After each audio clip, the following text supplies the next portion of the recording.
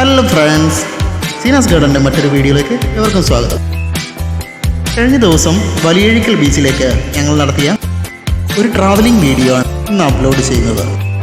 കുടുംബസമേതം നമുക്ക് പോകാൻ പറ്റിയ ഒരു നല്ല സ്പോട്ടാണ് വലിയഴീക്കൽ ബീച്ച്. ഇതിലെ രസകരമായ കാഴ്ചകളാണ് നിങ്ങൾക്ക് മുന്നിൽ ഞങ്ങളിപ്പോൾ കാണിക്കുന്നത്. നാഷണൽ ഹൈവേ 66 വഴിയാണ് ഞങ്ങൾ അവിടേക്ക് പോയത്. നേരെ ഓച്ചിറ പോയി, ഓച്ചിറയിൽ നിന്നും നേരെ ആയിരംതെങ്ങ് പോകുന്ന വഴി അതിലേക്കൊണ്ടാണ് ഞങ്ങൾ പോകുന്നത്. നാഷണൽ ഹൈവേ 66 കായംകുളം കഴിഞ്ഞതിന് ശേഷം ഓച്ചിറ എത്തിയപ്പോഴത്തേക്കിനും ഞങ്ങൾ സൈഡൊന്ന് നിർത്തി. ജസ്റ്റ് മഴ പെയ്യുന്നുണ്ടായിരുന്നു. അപ്പോൾ മഴ പെയ്യുമ്പോഴത്തേക്കിനും ഞങ്ങൾ അവിടെ സൈഡിൽ മീനിട്ട് വിൽക്കുന്ന ഒരു കാഴ്ച കണ്ടിരുന്നു. അവിടേക്ക് ജസ്റ്റ് ഞങ്ങൾ ആ കാഴ്ചകളൊക്കെ ഒന്ന് പകർത്തുകയാണ്. ഞങ്ങളെല്ലാത്തിൻ്റെയും വിലയൊക്കെ ഒന്ന് ചോദിച്ചു.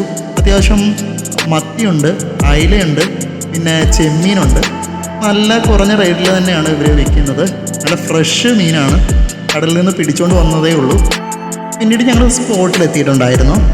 അവിടെ ഞങ്ങൾ എത്തിയ സമയത്ത് തന്നെ ധാരാളം സഞ്ചാരികൾ അവിടെ എത്തിയിട്ടുണ്ടായിരുന്നു. കുതിരയുടെയും ഒട്ടകത്തിൻ്റെയും ഒക്കെ പുറത്ത് ആൾക്കാരെ കയറ്റി പോകുന്ന ഒരു പ്രത്യേക സംഘങ്ങൾ അവിടെ ഉണ്ടായിരുന്നു. ധാരാളം ആൾക്കാർ ബീച്ചിലേക്കാണ് കൂടുതലായിട്ടും പോയിക്കൊണ്ടിരുന്നത്. ഞങ്ങൾ ആ സമയത്ത് കുറച്ച് ചൂണ്ടയിടാനുള്ള ആക്ടിവിറ്റിയിലായിരുന്നു. അതുകൊണ്ട് തന്നെ ബീച്ചിൻ്റെ സൈഡിലേക്കുള്ള കാഴ്ചകളൊന്നും ഞങ്ങൾ പകർത്താൻ നിന്നില്ല. ഞങ്ങൾ നേരെ പുലിമുട്ട് എന്ന് പറയുന്ന കല്ലുകളൊക്കെ അടുക്കിയിട്ട് കടലിൻ്റെ അകത്തേക്ക് തന്നെ പോകുന്ന ഒരു വഴി പോലെ ആ സൈഡിലായിട്ടായിരുന്നു ഞങ്ങൾ നിന്നിരുന്നത്. അതാണ് ഈ ലോങ്ങിൽ നിന്നുള്ള കാഴ്ചകളൊക്കെ നിങ്ങൾക്ക് കാണാൻ സാധിക്കുന്നത്. ഞങ്ങൾ നേരെ ആ പുലിമുട്ടിലേക്ക് ചെന്ന് അവിടത്തേക്കിന് ചൂണ്ടയിടുകയാണ്. ആ സൈഡിൽ ധാരാളം മീനുകളുണ്ടായിരുന്നു. ആ സമയത്ത് മഴ ഒന്ന് കുറഞ്ഞതിനാൽ വെള്ളം നല്ല സൈലൻ്റ് ആയിരുന്നു. അതിനാൽ മീൻ കിട്ടാൻ ധാരാളം ചാൻസ് ഉള്ള സമയമാണ്. തക്കം എന്നറിയപ്പെടുന്ന ഒരു സമയമാണിത്. ആ സമയമായതുകൊണ്ട് ധാരാളം മീനുകൾ കിട്ടാൻ സാധ്യതയുണ്ടായിരുന്നു. ഞങ്ങൾ ഇട്ട് തുടങ്ങിയപ്പോൾ ആദ്യം തന്നെ മീനുകൾ സ്ട്രൈക്ക് ചെയ്ത് തുടങ്ങിയിട്ടുണ്ട്. മീനുകൾ നന്നായിട്ട് സ്ട്രൈക്ക് ചെയ്യാൻ തുടങ്ങിയിട്ടുണ്ടായിരുന്നു. അതുകൊണ്ട് തന്നെ നമുക്ക് നല്ല ഇൻട്രസ്റ്റ് ഉണ്ടായിരുന്നു. കൂടെ വന്ന് നമ്മളോട് നിൽക്കുന്ന ആൾക്കാർ ലാഹയിൽ നിന്നൊക്കെ വന്നിട്ടുള്ളവരായിരുന്നു. അവർ എന്തോ ഒരു മാരേജിൻ്റെ ഫംഗ്ഷൻ കഴിഞ്ഞിട്ട് വന്നവരായിരുന്നു. നമുക്കപ്പോൾ ഫസ്റ്റ് മീൻ അടിച്ചിട്ടുണ്ടായിരുന്നു. ഫസ്റ്റ് മീൻ അടിച്ച് തന്നെ ഞാനൊന്ന് തെന്നി വെള്ളത്തിലേക്ക് പോകാനുള്ളൊരു ഇതിലായിരുന്നു. കാരണം ധാരാളം വഴുക്കലുള്ള കല്ലുകൾക്കിടയിൽ നിന്നാണ് നമ്മൾ ഇച്ചിരി ഡേഞ്ചറസ് ആയിട്ട് നിന്നാണ് നമ്മൾ ഈ ചൂണ്ടയിടുന്നത്. അതുകൊണ്ട് തന്നെ അപകട സാധ്യത കൂടുതലാണ്. മറ്റുള്ളവർ ഇത് അനുകരിക്കാൻ ശ്രമിക്കരുത്. നമുക്ക് ഫസ്റ്റ് അടിച്ചത് തന്നെ ഹമൂറാണ്. ഹമൂറിൻ്റെ ഏറ്റവും ചെറിയ മീനാണ്. നമ്മൾ ഇത് ചൂണ്ടയിട്ടതിന് ശേഷമുള്ള വീഡിയോ ആണ്. ചൂണ്ടയിട്ട് നമുക്ക് കിട്ടിയത് 2 ഹമൂറിനെ കിട്ടിയിട്ടുണ്ടായിരുന്നു, ഒരു ചെമ്പല്ലിയും, പിന്നെ ബാക്കി 2 മീനുണ്ട്. അതിൻ്റെ പേരെന്താണെന്ന് കറക്റ്റായിട്ട് നമുക്കറിയില്ല. ശരി എന്നൊക്കെ പലരും പറയുന്നവരാണ്. ഇത് 2 ഹമൂറാണ്. ഹമൂറിൻ്റെ ചെറിയ മീനാണ്. അത്യാവശ്യം നല്ല ടേസ്റ്റുള്ള മീനുകളാണ്. ഇതാണ് ചെമ്പല്ലി.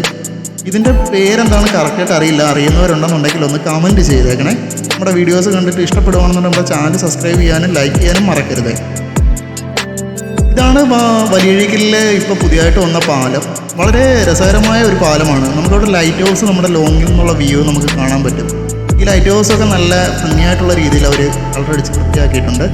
പാലത്തിൻ്റെ അട്രാക്ഷൻ വളരെ രസകരമായിട്ടുള്ള രീതിയിൽ അവർ പണിഞ്ഞ് വൃത്തിയാക്കി വെച്ചിട്ടുണ്ട്. നമ്മൾ പുലിമുട്ടെന്ന് പറയുന്നതാണ് ഈ കാണുന്നത്. 2 സൈഡിൽ നിന്നുള്ള അഴീക്കൽ വലിയഴീക്കൽ എന്നുള്ള രീതിയിൽ അപ്പുറം ഇപ്പുറമുള്ള പുലിമുട്ടാണ് ഈ കാണുന്നത്. കടലിൻ്റെ നടുക്കിലോട്ടുള്ള രീതിയിലാണ് ഇട്ട് വെച്ചിരിക്കുന്നത്. ഇത് കല്ലുകൊണ്ടുള്ളൊരു പാതയാണ്. തക്ക സമയത്ത് നമ്മളിവിടെ വന്ന് നിന്ന് കഴിഞ്ഞാൽ ധാരാളം മീൻ കിട്ടാൻ ചാൻസ് ഉണ്ട്. തക്ക എന്ന് പറഞ്ഞു കഴിഞ്ഞാൽ വെള്ളം സൈലൻ്റായിരിക്കുന്ന സമയമാണ്. ആ സമയത്ത് ചൂണ്ടയിട്ടാൽ മീൻ കിട്ടുമെന്നുള്ള കാര്യത്തിൽ ഉറപ്പാണ്. അത്യാവശ്യം നിങ്ങൾ ചൂണ്ടയിടാൻ പോകുന്നവരാണെന്നുണ്ടെങ്കിൽ തക്ക സമയത്ത് നോക്കിയിട്ട് കഴിഞ്ഞാൽ നന്നായിട്ട് മീൻ സ്ട്രൈക്ക് ചെയ്യാൻ കിട്ടാൻ ചാൻസ് ഉണ്ട്. അപ്പോൾ നമ്മൾ അവിടുത്തെ കാഴ്ചകളെല്ലാം കണ്ടിട്ട് തിരിച്ചിറങ്ങി നമ്മൾ വലിയഴീക്കലെ പാലത്തിൽ കൂടെയാണ് ഇപ്പോൾ തിരിച്ചു പോകുന്നത്. വലിയഴീക്കലെ പാലത്തിൽ കയറിയപ്പോൾ തന്നെ കാണാൻ നല്ല വ്യൂ ആണ്. അതായത് നമ്മൾ വലിയഴീക്കലെ ബീച്ചിൻ്റെ അവിടെ കാറുകൾ പാർക്ക് ചെയ്തിരിക്കുന്ന സ്ഥലങ്ങളും നമ്മുടെ വലിയഴീക്കിൽ നിന്ന് ബോട്ട് പോകുന്ന സ്ഥലങ്ങളും എല്ലാം നമുക്ക് ആ പാലത്തിൻ്റെ മുകളിൽ നിന്ന് കാണാം. അത്യാവശ്യം റൈഡേഴ്സ് എല്ലാം വന്ന് ഇവിടെ നിന്ന് റെസ്റ്റ് ചെയ്യാനും കാഴ്ചകൾ കാണാനും ഒക്കെ ഇവിടെ നിൽക്കുന്നുണ്ട്. റോഡിൻ്റെ 2 സൈഡുകളിലും ആൾക്കാരുണ്ട്. അപ്പോൾ നമ്മൾ ബൈക്കിലാണ് പോയിക്കൊണ്ടിരുന്നത്. അപ്പോൾ അതുകൊണ്ട് വിഷ്വൽസൊക്കെ എടുക്കാൻ നല്ല ബുദ്ധിമുട്ടുണ്ടായിരുന്നു. എങ്കിലും വളരെ സുന്ദരമായിട്ടുള്ള ഈ ബ്രിഡ്ജ് കാണുമ്പോഴത്തേക്കും നമുക്ക് ഇതിൻ്റെ കാഴ്ചകൾ ഒപ്പിയെടുക്കാതിരിക്കാൻ നമുക്ക് പറ്റത്തില്ല. കാരണം അത്രയും നല്ല വൃത്തിയായിട്ടുള്ള രീതിയിലാണ് ഇപ്പോൾ അണിഞ്ഞു വെച്ചിരിക്കുന്നതും അത്രയും നല്ല കാഴ്ചകളാണ് ഇതിൻ്റെ മുകളിൽ നിന്ന് നമുക്ക് കാണാനും. കുടുംബം ഫാമിലിയായിട്ടൊക്കെ പോകുന്നവർക്കൊക്കെ ആണെന്നുണ്ടെങ്കിൽ വളരെ രസകരമായിട്ടുള്ള ഒരു യാത്ര തന്നെയായിരിക്കും. നിങ്ങൾ ഒരിക്കലും ഇവിടെ മിസ് ചെയ്യരുത്. ഇതിൻ്റെ അടുത്തുള്ള പ്രദേശങ്ങളിൽ നിന്നൊക്കെ കൂടുതൽ ആൾക്കാർ വരുന്നുണ്ട്. ലോങ്ങിൽ നിന്ന് വരെ വരുന്നവരുണ്ട്. അപ്പം ഏറ്റവും കൂടുതൽ ഫാമിലീസിനൊക്കെ പോയി നന്നായിട്ട് എൻജോയ് ചെയ്യാൻ പറ്റിയ ഒരു പ്ലേസാണ്. ഫാമിലീസിനൊക്കെ നന്നായിട്ട് അവിടെ പോയി ബാത്റൂം ഫെസിലിറ്റീസൊക്കെ അവർ ഒരുക്കിയിട്ടുണ്ട്. അപ്പം അങ്ങനെയുള്ള എല്ലാ കാര്യങ്ങളും അവിടെ ഫെസിലിറ്റി അവൈലബിൾ ആയിട്ടുണ്ട്. അപ്പോൾ നിങ്ങൾ എന്തായാലും വലിയഴീക്കൽ ബ്രിഡ്ജും അവിടുത്തെ ബീച്ചും ഒക്കെ പോയിട്ട് ഒന്ന് കാണണം. നമ്മൾ തിരിച്ചിറങ്ങി വരുന്ന പാലത്തിൽ നിന്ന് കേരളത്തിൻ്റെ ആലപ്പുഴ ജില്ലയിലെ ആറാട്ടുപുഴ ഗ്രാമത്തിൻ്റെ തീരപ്രദേശമായ വലിയഴീക്കലിനെയും കൊല്ലം ജില്ലയിലെ ആലപ്പാട് ഗ്രാമത്തിലെ അഴീക്കൽ ബീച്ചും തമ്മിൽ ബന്ധിപ്പിക്കുന്ന പാലമാണിത്. വലിയഴീക്കൽ പാലം അല്ലെങ്കിൽ വലിയഴീക്കൽ അഴീക്കോട് പാലം എന്നൊക്കെ ഇതറിയപ്പെടും. അറബിക്കടലിന് കുറുകെ നിർമ്മിച്ചിരിക്കുന്ന ഇത് ഏഷ്യയിലെ ഏറ്റവും നീളമേറിയ ടെൻഷൻ സ്റ്റീൽ ബാർ കോൺക്രീറ്റ് ക്രൗൺസിംഗ് പാലമാണ്. ചൈനയിലെ ചാവോതിയൻമൈൻ പാലത്തിന് ശേഷം ഏഷ്യയിലെ ഏറ്റവും നീളമേറിയ രണ്ടാമത്തെ വില്ലുപാലം കൂടിയാണ്. നല്ല സ്മൂത്തായിട്ടുള്ള റോഡാണ്. അപ്പം നമ്മളിത് ഇറങ്ങി വരുമ്പോൾ തന്നെ നമുക്ക് ലെഫ്റ്റ് സൈഡിലായിട്ട് നമ്മുടെ ലൈറ്റ് ഹൗസ് നിൽക്കുന്നതായിട്ട് കാണാം. ലൈറ്റ് ഹൗസ് ഒരു വൈറ്റും ബ്ലൂ ആയിട്ടുള്ള രീതിയിൽ കളറൊക്കെ അടിച്ച് നല്ല വൃത്തിയായിട്ടുള്ള രീതിയിലാണ് അത് നിൽക്കുന്നത്. കാണാൻ തന്നെ നല്ല രസമാണ്. ഒരുപാട് ടൂറിസ്റ്റ് വന്നിട്ട് നിൽക്കുന്ന ഒരു സ്ഥലം തന്നെയാണ്. ലൈറ്റ് ഹൗസൊക്കെ ഭാഗത്തൊക്കെ എല്ലാവരും കാണാൻ നിൽക്കുന്നുണ്ട്. വലിയഴീക്കൽ നമ്മൾ ഇറങ്ങി വന്നിട്ട് അവിടെ നിന്നുള്ള കടലിനോടടുത്തുള്ള തീരപ്രദേശത്തോടുള്ള വഴി കൂടെയാണ് നമ്മൾ അങ്ങോട്ട് പോകുന്നത്. തീരപ്രദേശമായതിനാൽ ഇവിടെ കടൽക്ഷോഭം ധാരാളം ഉണ്ടാകുന്നുണ്ട്.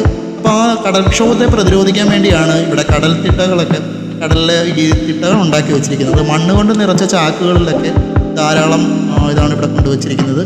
ഒരുപാട് സ്ഥലങ്ങളിലൊക്കെ ഈ കല്ലുകൊണ്ടൊക്കെ കടൽ ഭിത്തി നിർമ്മിച്ചു വെച്ചിട്ടുണ്ട്. കാരണം കടൽക്ഷോഭം ധാരാളമായി രേഖപ്പെടുത്തിയിരിക്കുന്ന ഒരു സ്ഥലമാണിത്. 2004 ഇവിടെ കടൽക്ഷോഭം ഉണ്ടാകുന്നത്. സുനാമി അടിച്ച് ഇവിടെ ധാരാളം വീടുകൾ നഷ്ടപ്പെടുകയും ഒരുപാട് പേർ മരിക്കുകയൊക്കെ ചെയ്തിരുന്നത് 2004 സുനാമിയിലാണ്. അതോടുകൂടി തന്നെ നമ്മുടെ തീരപ്രദേശങ്ങളിലെല്ലാം തന്നെ ഇപ്പം കടൽഭിത്തി നിർമ്മിക്കുന്നത് വളരെ സജീവമായിട്ട് ഗവൺമെൻറ് ചെയ്യുന്നുണ്ട്. കടൽഭിത്തി ഒരു പരിധിവരെ നമ്മുടെ സുനാമി പോലുള്ള ഡിസാസ്റ്ററിനെ നമുക്ക് തടഞ്ഞു നിർത്താൻ കഴിയുന്നതാണ്.